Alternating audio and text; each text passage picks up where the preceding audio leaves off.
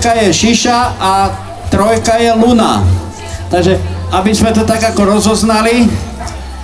Takže Šiša je toto, Šiša, čau. Dobre, a Luna. No čo nám predvediete? Luna sa vie iba maznať, takže... To je veľmi zaujímavá činnosť. A povedzte nám ešte, ako ste, dajte taký tip, ako sa vyrábajú tie oblečenia, napríklad toto.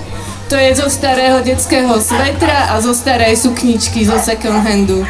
No vidíte, paráda, máte doma staré svetre, staré sukne, tak môžete strihať, šiť. A toto vidím tiež tam nejaké rifle.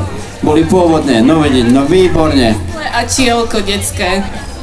Takže toto si zaslúži potlesk, vidno, že tvorivosť je tu, aj práca, ale zase nebudeme rozhodovať hodnotiť za porotu.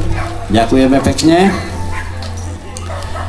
No a poprosím Mia.